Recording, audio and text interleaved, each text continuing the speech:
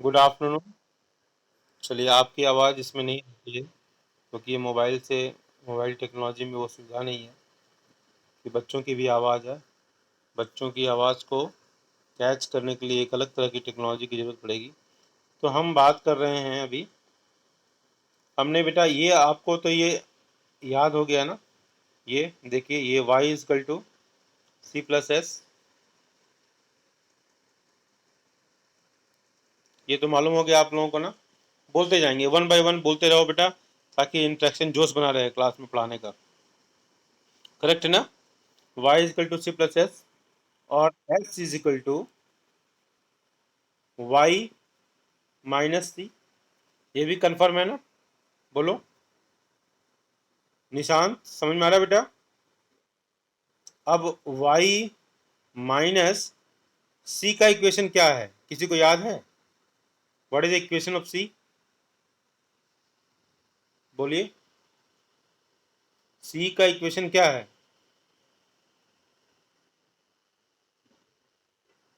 सी bar plus B Y. Very good. किसने कहा? Very good Surjit, शाबाश बेटा। चलिए, तो यहाँ पर हमने सी की जगह हम ये इसको लिख दिया, तो कोई दिक्कत है मैथमेटिकली? कोई प्रॉब्लम नहीं, इसलिए मैंने लिख दिया। अच्छा चलो, एक प्रयोग करते हैं। इसको हम इस कलर से नहीं करते ना, थोड़ा सा लगे कि हाँ इसका कुछ अलग मैंने किया। तो ये सी bar plus B Y, correct ना?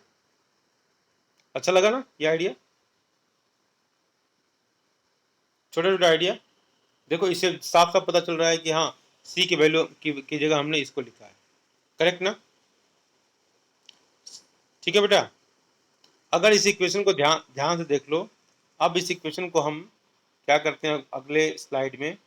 S is equal to Y minus C bar minus B Y लिख सकते हैं बेटा। फिर एक बार पीछे करके दिखा दे रहे हैं। ये जब ब्रैकेट से बाहर आएगा तो माइनस सी बार होगा, और ये प्लस है, जब बाहर आएगा तो plus minus into plus minus, तो माइनस हो जाएगा। इसलिए मैंने यहाँ किया है, देखो यहाँ माइनस लिखा है। ओके, ब्रैकेट से जो बाहर है तो माइनस हो गया। करेक्ट ना? बोलो भाई। अब हम क्या करते हैं, y को y के साथ रख देते हैं, तो y माइनस बी वाई लिख दिया। कॉमन लेने के लिए ऐसा कर रहे हैं हम। और सी बार लिख सकते हैं ऐसा बेटा। निशांत, अभिजीत, स्नेहा बेटा, बोलिए। आयुष कुमार तिवारी जी, बोलो, तुरंत बोलो बेटा, फास्ट बोलो। लिख सकते हैं ऐसा। ओके, अब हमने y कॉमन ले लिया, तो क्या वन माइनस बी ले सकते हैं इसको? माइनस सी बार ऐसे लिख सकते हैं। We can write. बोलो भाई। Very good. तब जब ऐसा लिख सकते हैं, किसी को थोड़ा भी डाउट होगा पूछेगा जरूर। एस इजकल टू, मैंने इसको सजा दिया अपने हिसाब से, माइनस सी बार। ठीक है, देखो यहाँ लिखा ना, ये देखो माइनस है, माइनस सी बार।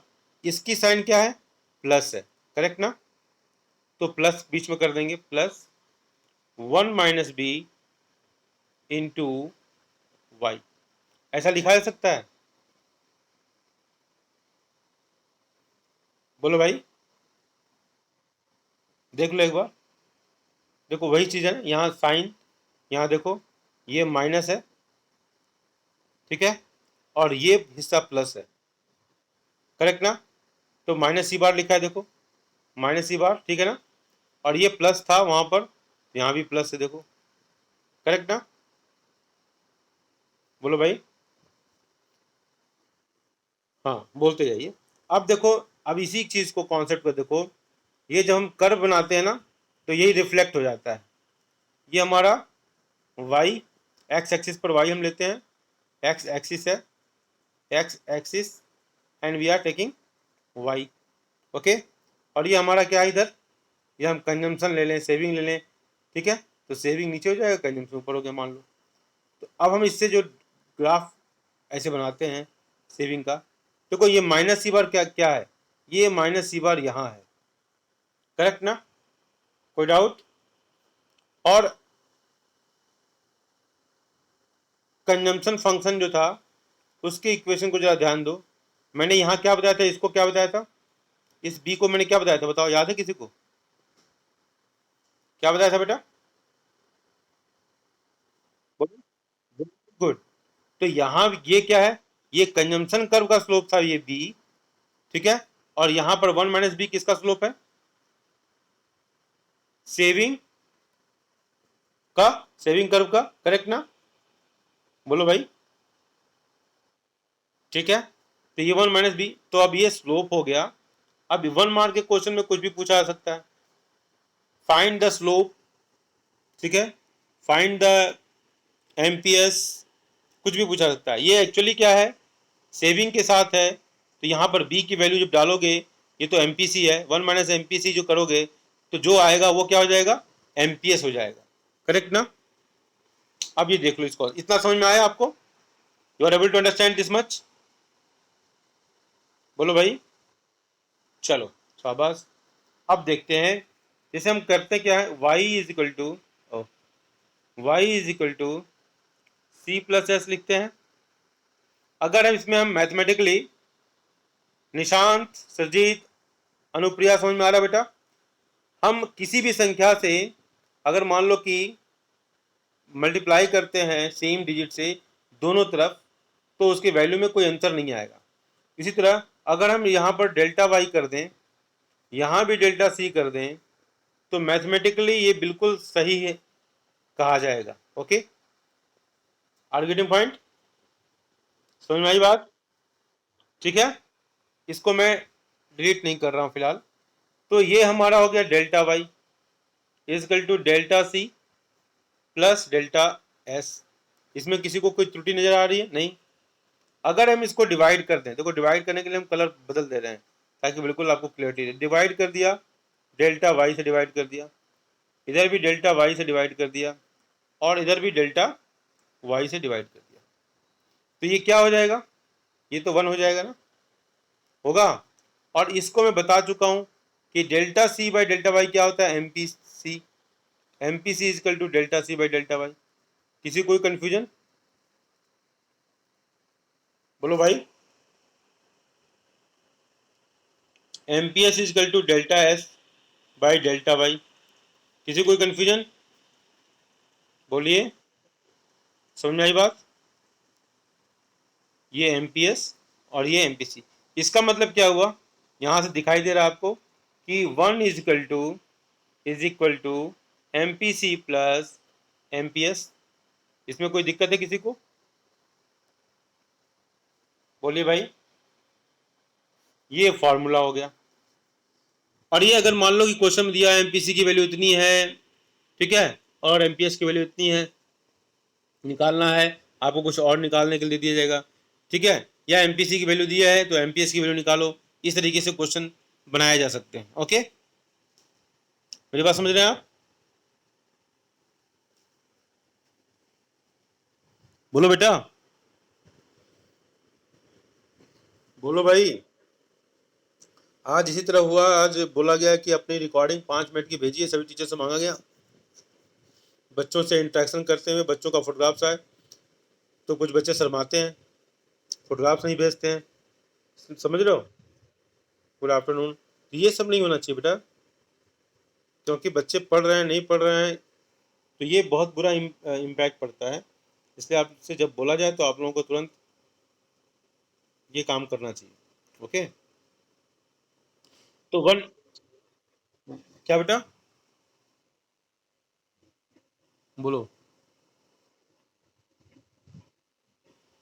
बेटा, हम बता चुके हैं बेटा इस बात को। तो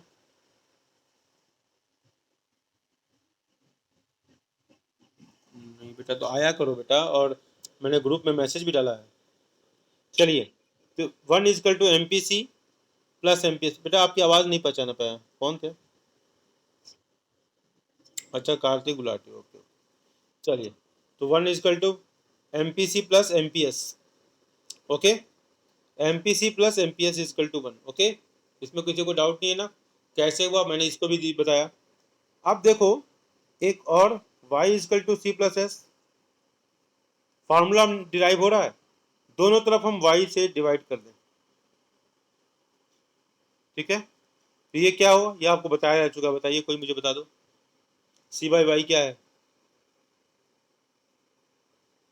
कोई मुझे बताइए बेटा, सी बाई वाई की वैल्यू क्या है, बोलो। Very good, APC average propensity to consume, ठीक है, average propensity to consume APC equal to C by Y होता है, वेरी गुड। और एपीएस क्या होता है बेटा, एस बाई वाई, ठीक है, ठीक है।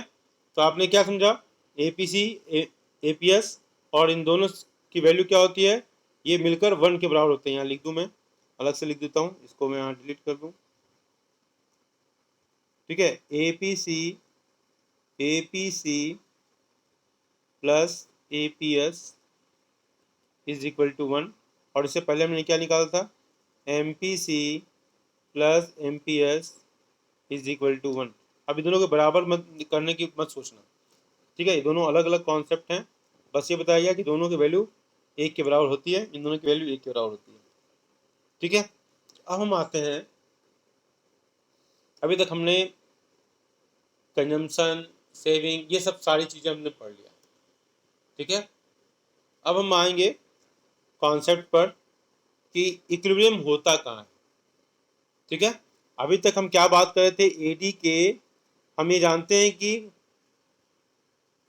इकोनॉमी में मेन जो फैक्टर है, डिटर्मिनेंट्स है, that is AD, C plus I, हम यही देख रहे थे ना कि एडी अगर हम बढ़ाते चले जाएं, जैसे अगर डायग्राम ही बनाएं, ये स्टैटिक रूप में कांस्टेंट रेट से बढ़ता है 45 डिग्री एग्रीगेट सप्लाई, ठीक है।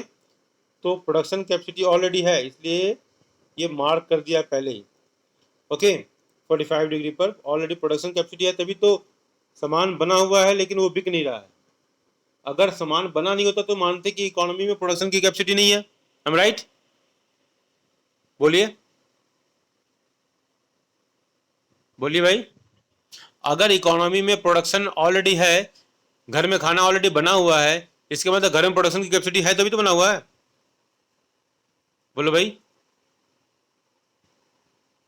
बोलिए। घर में 4 रोटी 6 रोटी बना हुआ है, इसका तो 4 रोटी 6 रोटी बनाने की क्षमता घर में है। उसी तरह इकोनॉमी में अगर सामान बना हुआ है और कोई खरीदार नहीं है, इसका मतलब समस्या खरीदने की है, समस्या डिमांड की होगी। सामान तो बना हुआ है, प्रोडक्शन कैपेसिटी तो है इकोनॉमी में, am I right? बोलो भाई। तो हमको क्या करना था इसमें कि हमको इक्विलिब्रियम लेवल ऑफ इनकम निकालना, मतलब कि इनकम यहाँ होना चाहिए, इकोनॉमी का इनकम यहाँ होना चाहिए, आखिर कहाँ होना चाहिए या इसके बीच में कहीं होना चाहिए, ये हमको पता करना है। किसने कहा कि आपको इक्विलिब्रियम डिमांड बढ़ाना पड़ेगा, क्योंकि डिमांड की कमी थी, ठीक है, डिमांड ही नहीं हो रहा था ना, सप्लाई तो था ही, प्रोडक्शन तो था ही, तो उन्होंने कहा कि डिमांड को हमको बढ़ाना पड़ेगा। ये डिमांड कभी ज़्यादा हो सकता है, कभी कम हो सकता है, और कम और ज़्यादा होने की स्थिति में क्या होगा, डिस्टर्बेंसेस होंगे, ठीक है। अब इसको समझाने के लिए इसने एक कॉन्सेप्ट प्रयोग किया, एक्स, कहाँ चला गया, एक्स आंट और एक्स पोस्ट, ध्यान से सुनिएगा, ठीक है। डिजायर्ड, इसको क्या नाम देंगे हम, डिजायर्ड, क्या नाम देंगे हम, एक्स आंटे को डिजायर्ड, क्या बोलो भाई, क्या नाम दोगे, हाँ। और 1 मिनट जब ब्रेक लूंगा बेटा, 1 मिनट के लिए,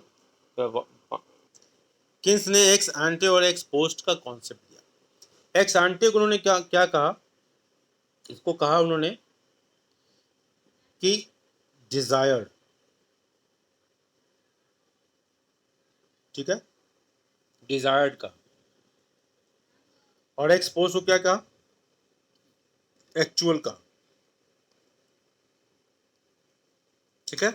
what economy is willing, what producer is willing, ठीक है, कितना हमको डिमांड होना चाहिए, ठीक है, और कितना एक्चुअली हो रहा है, ठीक है। तो वास्तविकता और जो एम्बिशन है, जो डिज़ायर है, वो उसको उन्होंने ये दो शब्दों से डिनोट किया। अब सवाल है कि उन्होंने ये दो शब्द क्यों लिए। उनका कहना था कि दो एक्चुअली एडी, उन्होंने कहा कि इक्विलिब्रियम वहाँ होगा जहाँ aggregate demand is equal to aggregate supply. कहाँ होगा इक्विलिब्रियम, जरा बोलेंगे आप लोग भी। इक्विलिब्रियम कहाँ होगा? आपने माइक्रो इकोनॉमिक्स में पढ़ा बेटा, इक्विलिब्रियम कहाँ होगा? जहाँ डिमांड और सप्लाई मीट करते हैं, जहाँ डिमांड और सप्लाई मीट करते हैं, that is equilibrium point, that is equilibrium point. Okay, तो ये माइक्रो कॉन्सेप्ट है। इसी तरह मैक्रो लेवल पर भी, जहाँ मैक्रो इकोनॉमिक जितने भी फैक्टर्स हैं, जितने भी कंपोनेंट्स हैं, एग्रीगेट डिमांड की जो कंपोनेंट है, एग्रीगेट सप्लाई तो स्टैटिक रोल पे है 445 डिग्री। वेरिएबल्स जो आने वाले हैं हमारे पास, वो एग्रीगेट डिमांड से जाने, वही वेरी करेगा, ठीक है, चाहे वो एग्रीगेट डिमांड का सी हो, ठीक है, प्राइवेट कंजम्पशन एक्सपेंडिचर या आई इन्वेस्टमेंट एक्सपेंडिचर, ये दोनों में वेरी हो सकता है। ये वेरी क्यों होगा? क्योंकि एक्सपेंडिचर की जो डिमांड है, इन्वेस्टमेंट की जो डिमांड है, अब देखो एक इन्वेस्टर क्लास है, देखो ध्यान से सुनना, इसको मैं पैक ले आता हूं और इसको स्लाइड को बचाना है मुझे। देखो इन्वेस्टर्स क्लास, हम बात कर रहे हैं कि वैरी कौन करेगा? एग्रीगेट सप्लाई नहीं कर रहा है। एग्रीगेट सप्लाई तो ऑलरेडी इकोनॉमी में प्रोडक्शन कैपेसिटी है, एग्रीगेट डिमांड में ही चेंज आएगा, और एग्रीगेट डिमांड को हम आगे करते जाएंगे और इस तरह से एग्रीगेट डिमांड हम बढ़ाते रहेंगे जब तक कि हमको इक्विलिब्रियम लेवल ऑफ इनकम की प्राप्ति नहीं हो जाती। ठीक है, ये हमारा एक कॉन्सेप्ट है।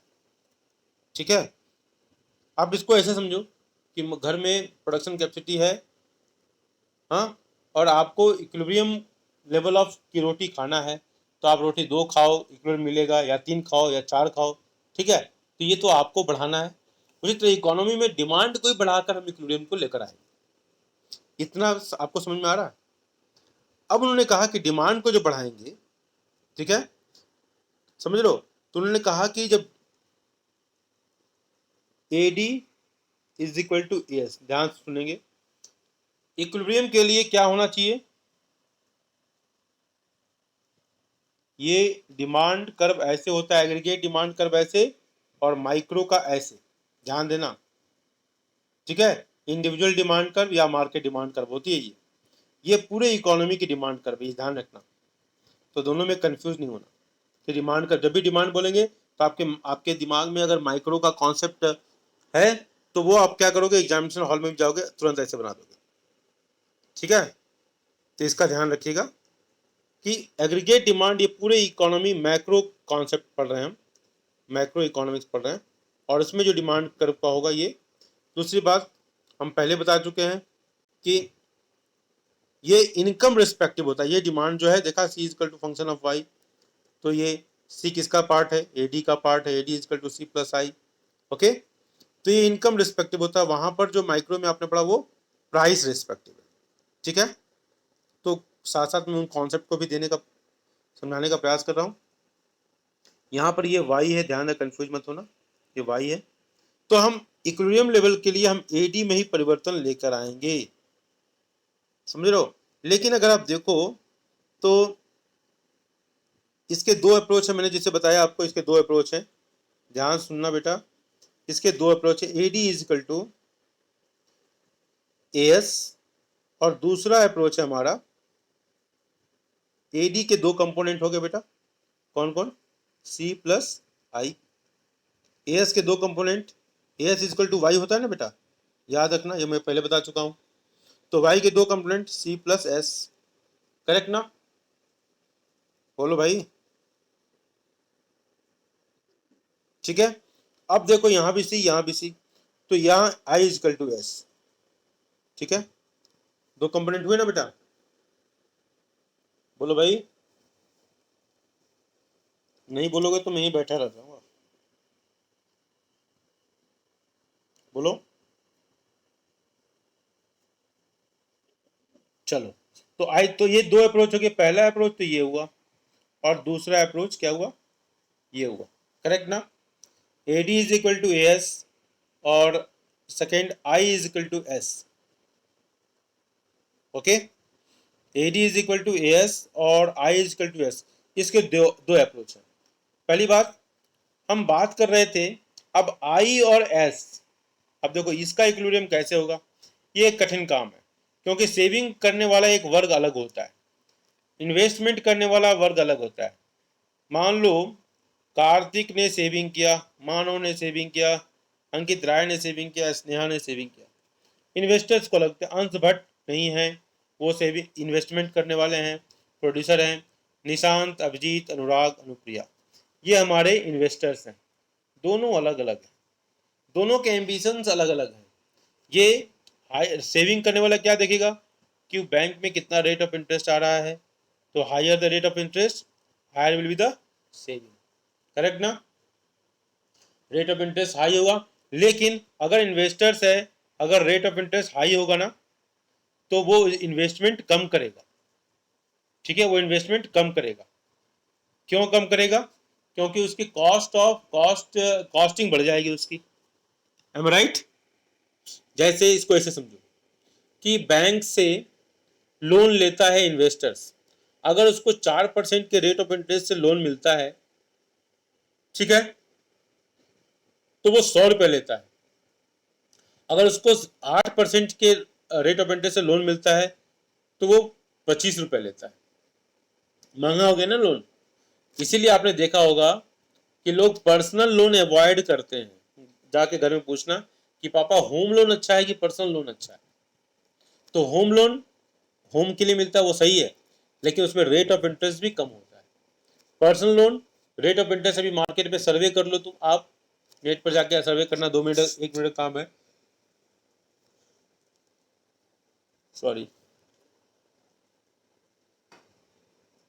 तो अगर आप मार्केट में आप पता करें तो मार्केट में पर्सनल लोन का रेट ऑफ इंटरेस्ट आपको 10.7, 11, 11.2, 13 ऐसे ऐसे भागता है। पॉइंट मेरे कहने का मतलब इतना ही है कि सेविंग करने वाले क्लास का मोटिवेशन अलग होता है, ठीक है, और इन्वेस्टमेंट करने वाले क्लास का मोटिवेशन अलग होता है।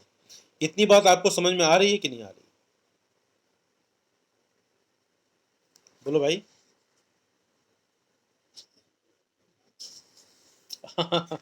ठीक है, वो मैं पूछ नहीं रहा था फिलहाल। ठीक है, ठीक है। इन्वेस्टमेंट करने वाले क्लास जो होता है, इसको मिटा ही देता हूं, नहीं तो स्लाइड ही कम पड़ जाएगा। ठीक है, इन्वेस्टमेंट जो होता है बेटा, अब इसको देख लो। हमने पहले बताया था इन्वेस्टमेंट, आपको ड्रॉ करके बताया था, और ये हमने इन्वेस्टमेंट बोला था। ये इस इन्वेस्टमेंट को हमने क्या कहा था? Autonomous investment. क्या नाम दिया था? Autonomous investment. इसके अलावा एक और इन्वेस्टमेंट होता है इंड्यूस इन्वेस्टमेंट। जब रिसेशन था कि अमेरिका में, यूएसए में क्या था? रिसेशन था।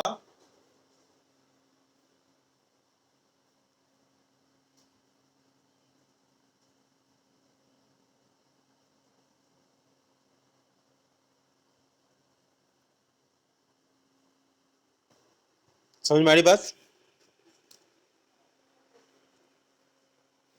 समझ में आ रही बात बेटा? यूएसए में जब रिसेशन था, ओके, यूएसए में जब रिसेशन था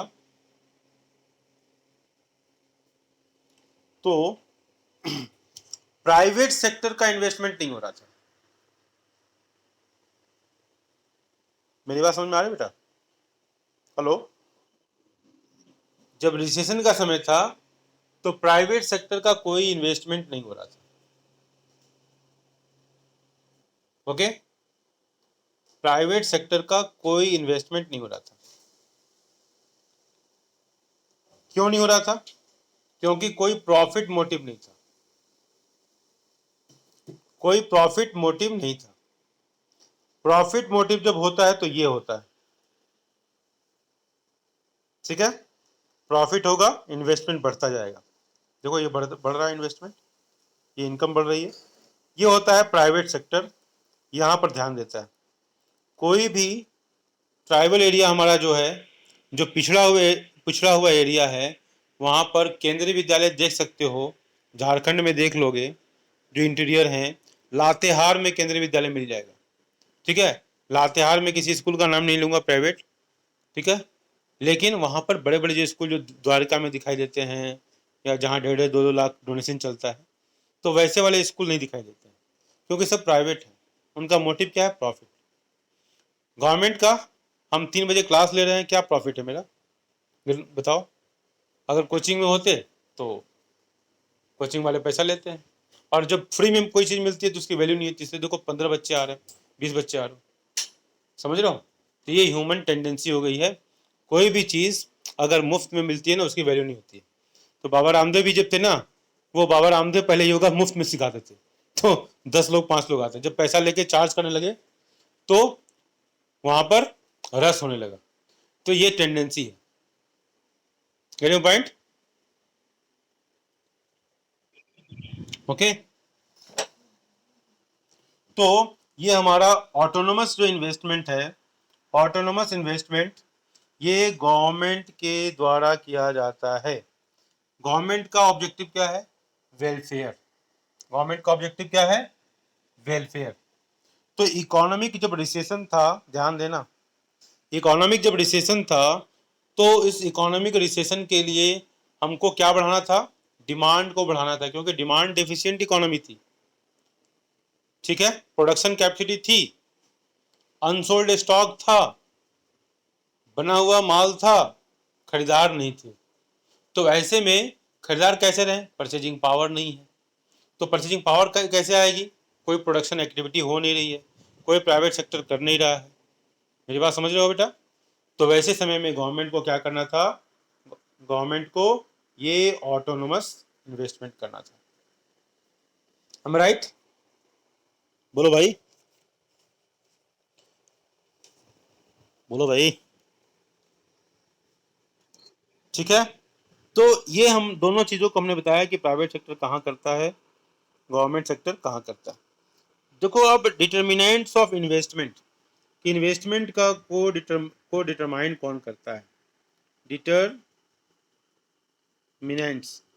ठीक है, ऑफ इन्वेस्टमेंट। इन्वेस्टमेंट कैसे डिटरमाइन होता है?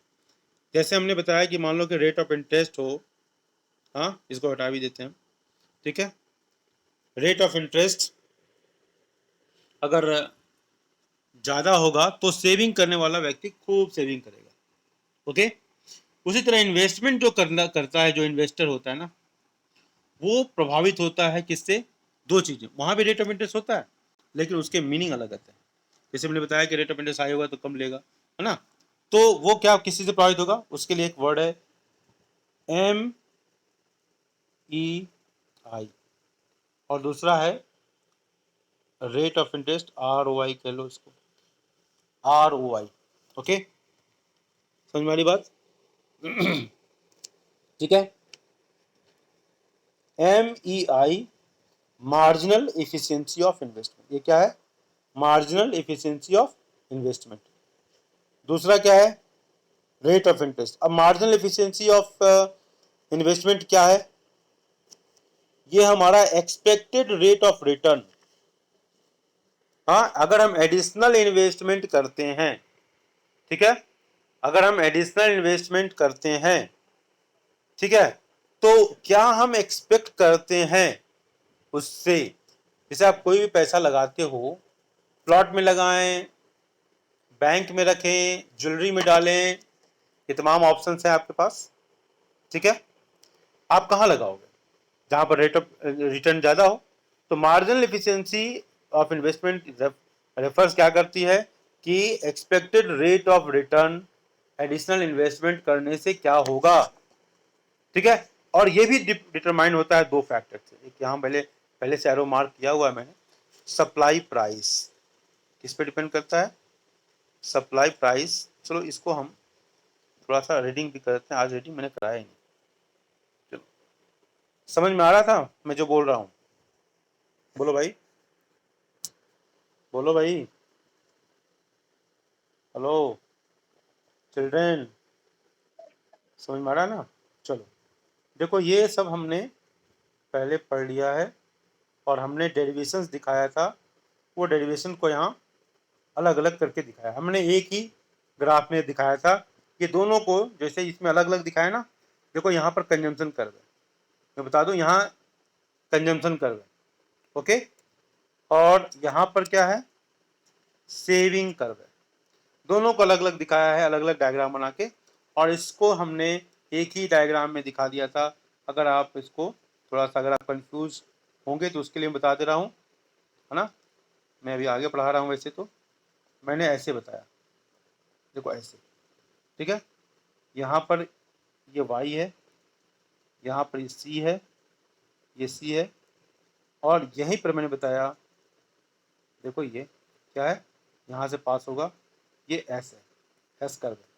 तो देखो s कहाँ है, ये 0, ये c के ब्रेक इवन पॉइंट के नीचे। ध्यान दो, अब बुक वाला आके देख लो, बुक में देखो कहाँ गया, हाँ बुक वाला कहाँ गया, ये बुक का ऐसे आ गया ना, हाँ ये देखिए बेटा, ठीक है। देखो ये यहाँ पर देखो ई जहाँ है, यहाँ देखो ई दिखाई दे रहा है ना, ये ब्रेक इवन पॉइंट है। इस ब्रेक इवन पॉइंट के ठीक नीचे देखो एस का, एस इजिकल टू 0, ये देखो S is equal to 0, APS is equal to 0। समझ में आ गई बात, बोलो भाई, बोलो भाई, बोलो भाई। चलो ठीक है, हमने इंड्यूस इन्वेस्टमेंट और ऑटोनोमस इन्वेस्टमेंट इसकी बात कर ली थी, इन्वेस्टमेंट फंक्शन की, ओके। ये हमने डायग्राम दिखा दिया था आपको, ठीक है। इंड्यूस इन्वेस्टमेंट ऑटोनोमस इन्वेस्टमेंट के बीच में जो डिफरेंसेज है, जो हमने जिसकी चर्चा की, it is driven by profit motive, it is driven by the social welfare, ये सारे ये आपको नोट्स में आपको बनाने होंगे। मैं हम इसकी बात करते हैं marginal efficiency of investment, rate of investment की बात हो रही थी, जिस पर इन्वेस्टमेंट डिटरमाइन होता है, ठीक है। हम यहाँ इंड्यूस्ड इन्वेस्टमेंट के डिटर्मिनेशन की बात कर रहे हैं ऑटोनोमस की, ओके, ध्यान रखना। MEI refers to the expected rate of return from an additional investment। ये हमने चर्चा कर लिया था कि MEI marginal efficiency of investment किस बात पर डिपेंड होता है, refers to the expected rate of return, कि रेट ऑफ रिटर्न क्या है, अरे बताओ, हाँ ठीक है, expected rate of return, rate of return क्या है, जोश में आके इस पर स्क्रीन पर मारा छोटा होगा। फ्रॉम एडिशनल इन्वेस्टमेंट, हम एडिशनल इन्वेस्टमेंट करते हैं तो उसका कितना रिटर्न मिलता है, उसका रेट क्या है, okay. So MEI is determined by 2 factors. कौन कौन से फैक्टर्स है भाई, वो आपके स्क्रीन पर दिखाई दे रहा है, सप्लाई प्राइस और प्रोस्पेक्टिव यील्ड। सप्लाई प्राइस क्या है, it refers to the cost of producing a new asset, ठीक है, cost of producing a new asset of that kind, मतलब जो था, जो ऑलरेडी था, मान लो कोई मशीन है, उस मशीन को रिप्लेस कर रहे हो, उसको रिप्लेस करने में दैट काइंड, उसी मशीन की तरह, समझ में आ रही मेरी बात, तो उसका क्या कॉस्ट है, replacement cost, are getting point.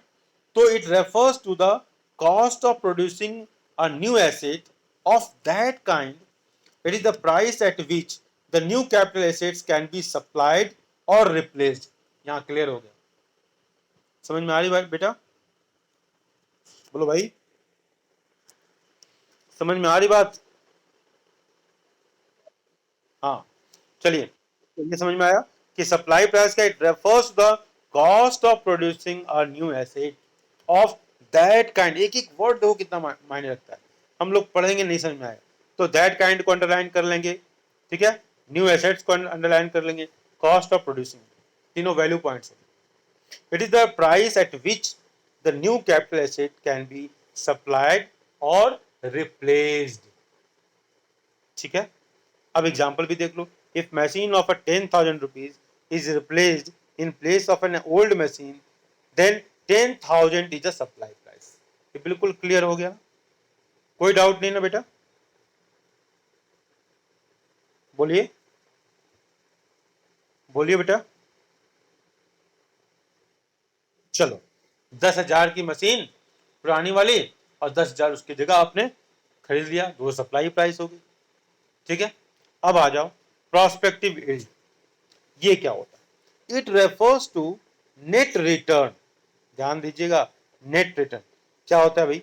Net of all cost, जितने भी कॉस्ट लगे, ठीक है, प्रोडक्शन करने में तो कॉस्ट ही कॉस्ट लगता है, तो जितने भी कॉस्ट लगे, ठीक है, तो it refers to the net return expected from the capital assets over the lifetime. कोई कैपिटल एसेट्स मान लो 5 साल है, 5 साल में उससे कितना रिटर्न मिलेगा, सारा कॉस्ट वॉस्ट माइनस कर लिया जाए, नेट रिटर्न की बात हो रही है। सारा कुछ खर्चा जो कॉस्ट वॉस्ट लगा उस पर, हाँ, डिप्रिसिएशन फिप्रिसिएशन जो जितना भी लगा, फाइलिंग वाइलिंग जो भी किया आपने, ठीक है, तो it refers to the net return, कितना रिटर्न हुआ expected from the capital asset over a lifetime, उसके पूरे जीवन काल में। हर चीज की एक लाइफ है। हम जैसे ही कोई मशीन लेते हैं, आपने निशांत समझ में आ रहा है बेटा? निशांत, अनुराग, अनुप्रिया, हाँ ना, क्योंकि मैं थोड़ा सा मतलब दिमाग में आता है कि कॉमर्स वाले बच्चे तो समझते होंगे ना, इससे थोड़ा सा हो सकता है गैप कभी बन जाए, इसलिए मैं पूछते हैं, आप लोग बोल दिया करो। It refers the net return expected from the capital assets over it's a life time. जो भी ग्रॉस है उसमें से डिप्रिसिएशन वगैरह जो खर्चे माइनस कर दे, जो बचा वो नेट हो गया। तो जो भी expected from the capital assets over its lifetime, for example इन्होंने दिया क्या, if the given machine is expected to yield receipts of ₹1200, ठीक है, ध्यान देंगे, if the given machine expected to yield receipts of ₹1200 का आमदनी मान लो इससे होता है, and running expenses will be ₹200, और उसको चलाने का जो खर्चा है ₹200 है, ₹1200 आमदनी, ठीक है, चलाने का खर्चा 200, then the prospective yield will be 1200 minus 200, 1000। Are getting point? Okay, अब देखो, आपने प्रोस्पेक्टिव यील्ड निकाल लिया, आपने सप्लाई प्राइस निकाल लिया। अब देखो, in the given example marginal efficiency of investment क्या होगा, 1000 क्या है हमारा prospective yield divided by supply price 10,000। तो यहां से एक क्वेश्चन बनता है कि किसी भी एसेट्स का सप्लाई प्राइस इतना है, प्रोस्पेक्टिव यील्ड इतना है, find out the marginal efficiency of investment, और फॉर्मूला याद नहीं है तो क्या होगा, बुद्धू बक्सा बनेंगे, नहीं कर पाओगे, है ना। जब फॉर्मूला ही याद नहीं होगा, जब ये मालूम नहीं होगा कि मार्जिनल एफिशिएंसी ऑफ इन्वेस्टमेंट में ऊपर न्यूमरेटर में कौन होगा, डिनोमिनेटर में कौन होगा, तो क्या होगा, गलत होगा। और आंसर जानते हो क्या करेगा, 10,000 डिवाइडेड बाई 1000 की बेस पर भी आंसर देगा, 1000 बाई 10,000 की बेस पर भी आंसर देगा, और आप कंफ्यूज हो जाओगे। हम राइट?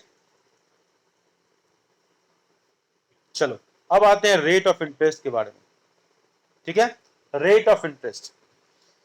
चलो, it refers to the cost of borrowing, cost, ठीक है, कॉस्ट की बात हो, इन्वेस्टमेंट की बात हो रही है ना, सेविंग क्लब की बात नहीं हो रही, कॉस्ट, ठीक है, जितना ही महंगा होगा रेट ऑफ इंटरेस्ट, देखो क्या होता है, it refers to the cost of borrowing. दिखाई दे रहा है आपको,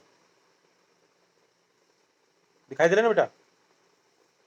it refers the cost of borrowing money for financing the investment, किसी भी इन्वेस्टमेंट को फाइनेंस करने के लिए, ठीक है, मतलब बैंक से बोरो करेगा।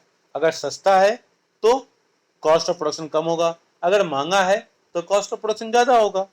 It refers to the cost of borrowing money for financing the investment. There exists an inverse relationship. There exists an inverse relationship. ठीक है, कैसा रिलेशनशिप एग्जिस्ट करता है, इनवर्स रिलेशनशिप। मतलब हमने पहले बताया था कि रेट ऑफ इंटरेस्ट हाई होगा तो इन्वेस्टमेंट कम होगा, रेट ऑफ इंटरेस्ट कम होगा इन्वेस्टमेंट ज्यादा होगा। याद आ रहा है आपको? बोलो भाई। ठीक है, ये हमने डायग्राम बताया था आपको एक बार, ये ऐसे, ठीक है, ऐसे रेट ऑफ इंटरेस्ट यहाँ होगा, ठीक है, अगर ये हाई है तो इन्वेस्टमेंट क्या होगा, इन्वेस्टमेंट डिमांड कम होगी, लो है तो इन्वेस्टमेंट डिमांड बढ़ जाएगी।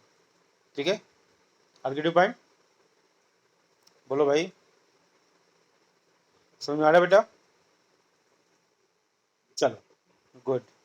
ठीक है, there exist an inverse relationship, इसी को इनवर्स रिलेशनशिप कहते हैं, जैसा कि प्राइस और क्वांटिटी डिमांडेड में आपने देखा था माइक्रो इकोनॉमिक्स में, कि प्राइस बढ़ता था डिमांड घटता था, करेक्ट ना? प्राइस घटेगा डिमांड बढ़ेगा।